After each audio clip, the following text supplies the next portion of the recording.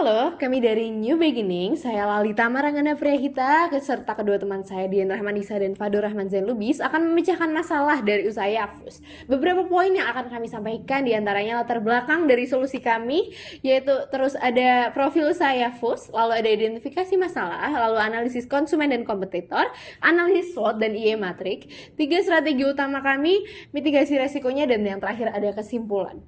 Menurut data tahun 2024, Yogut berkontribusi dalam penerimaan sebesar 6,84 miliar USD di Indonesia dan akan terus meningkat sesuai dengan proyeksi. Potensi tersebut sekaligus menjadi tantangan untuk Yafus untuk berkembang, salah satunya karena ada keterbatasan dana dan sumber daya manusia.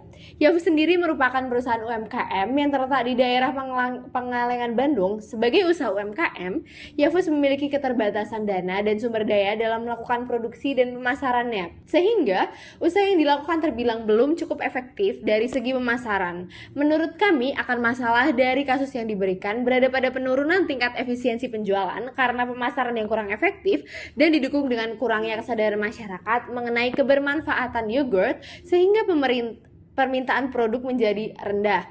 Dalam memecahkan masalah ini terdapat 4 tantangan yang kami definisikan. Yang pertama ada kurangnya tenaga pengelola digital marketing. Yang kedua ada kegiatan pemasaran konvensional yang membutuhkan banyak biaya. Yang ketiga nama Yafus yang belum dikenal oleh masyarakat. Dan yang terakhir ada terbatasnya akses distribusi. Sehingga kami merumuskan strategi pemasaran yang efektif untuk meningkatkan penjualan produk dan brand awareness di kalangan masyarakat. Selanjutnya, mari kita lakukan analisis terhadap faktor internal dan eksternal perusahaan Yafus. Pertama, mari kita lakukan analisis konsumen. Berdasarkan hasil riset yang telah kami lakukan, setidaknya terdapat 3 hal yang mempengaruhi keputusan konsumen untuk membeli suatu produk. Pertama adalah market information. Market information berkaitan erat dengan seberapa mudah target konsumen untuk memperoleh informasi produk. Yang kedua adalah price. Price berkaitan erat dengan harga dan juga ekspektasi dari konsumen. Apabila ekspektasi konsumen sesuai dengan harga yang ditawarkan, maka konsumen akan mau membeli produk tersebut. Lalu yang ketiga ada preference atau selera dari konsumen.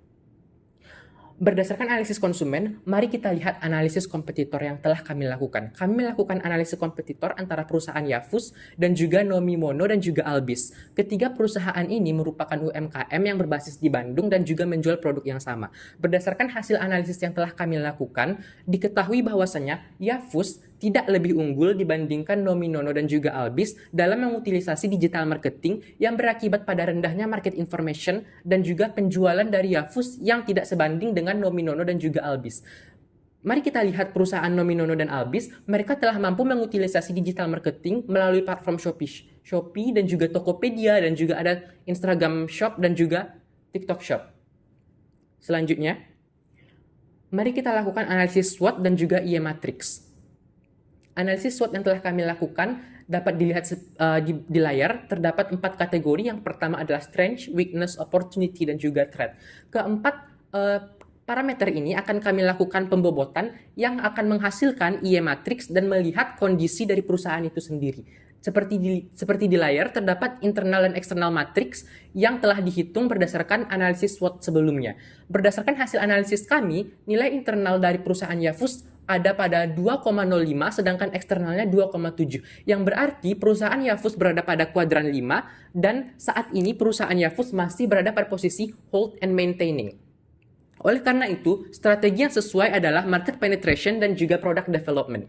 Berdasarkan 2 strategi tersebut, kami merumuskan sebuah konsep yang dikenal dengan 3 Keys for Remastering Venture. 3 Keys for Remastering Venture merupakan sebuah tahapan yang terdiri atas 3 tahap untuk mempersiapkan perusahaan Yafus mengenai digital marketing. Yang pertama adalah reorganize, reinforce, dan juga retain. Mari kita kenal lebih jauh mengenai reorganize. Reorganize merupakan tahap inisiasi yang mempersiapkan perusahaan Yafus untuk memenuhi seluruh kebutuhan sebelum berpindah ke tahap reinforce. Pertama, dalam reorganize ini ada yang namanya pembentukan staf manajemen pemasaran yang bertujuan untuk mendelegasikan penugasan ke setiap anggota ataupun sumber daya spesifik yang pada akhirnya akan berdampak pada produktivitas kerja, efisiensi kerja, menghemat biaya, dan adanya akuntabilitas pekerjaan.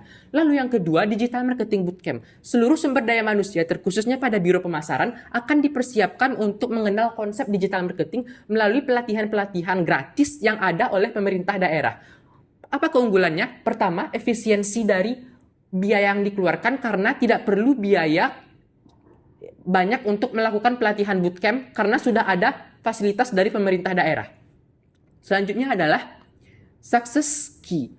Apa parameter sukses dari program ini? Parameter sukses dari program ini adalah terciptanya platform-platform media sosial dan juga website-website media sosial untuk memperkenalkan perusahaan Yafus. Lalu apabila hal ini tidak tercipta, maka proses reinforcement tidak dapat dilaksanakan. Strategi kedua dari kami yaitu strategi reinforce berupa peningkatan brand awareness dari media sosial yang telah dilakukan pada strategi pertama yaitu reorganize.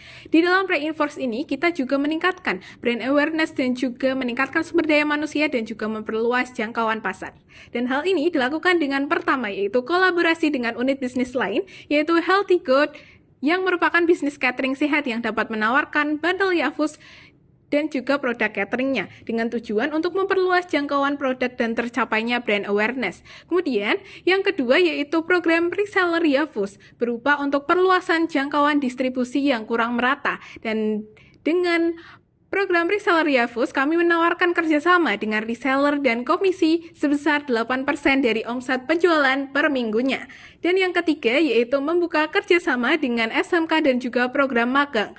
Dan hal ini dilakukan untuk peningkatan kapasitas sumber daya manusia terutama di divisi digital marketing. Dan selain itu, kreatif di Yafus ini membuka kesempatan bagi para mahasiswa dan juga siswa untuk melaksanakan kerja langsung di Yafus. Parameter keberhasilan yang untuk strategi kedua ini adalah peningkatan followers media sosial dan juga matriks media sosial melalui peningkatan engagement dan juga peningkatan penjualan dan penerimaan. Strategi yang terakhir adalah retain dengan membentuk interaksi komunikasi dengan konsumen agar terciptanya brand loyalty di kalangan konsumen melalui database sales funnel dan komunikasi lanjutan secara rutin dengan konsumen. Aktivitas ini merupakan tindakan lanjutan agar masyarakat selalu mengingat dan melakukan pembelian ulang melalui pengiriman pesan secara rutin ke nomor pelanggan. Kegiatan ini mendata status pembelian serta melakukan pengiriman pesan berkala untuk memberikan informasi kepada pelanggan dengan produk kami. Caranya dengan mengumpulkan data konsumen dan melakukan tracking status pembelian apakah masyarakat menjadi target, lead, atau sudah menjadi konsumen, terutama pada partai besar. Nantinya secara tidak sadar akan membentuk brand loyalty dan Yafus mampu menghitung perkiraan nilai kontrak pada partai besar. Berdasarkan strategi yang telah dipaparkan, pastinya terdapat ketidakpastian yang dapat terjadi dan harus disiasati melalui penyusunan risiko dan mitigasi. Pada strategi reorganize, kita dapat ketahui bahwa jika sumber daya manusia tidak dapat mengaplikasikan materi pelatihan seperti yang kita ekspektasikan dan juga tidak terdapat instansi pemerintahan yang menyediakan pelatihan digital marketing, oleh karena itu kita harus mensiasati dengan membuat framework yang berisi perencanaan dan parameter keberhasilan. Dan juga perusahaan dapat mendaftarkan pegawainya ke kursus digital marketing berbayar.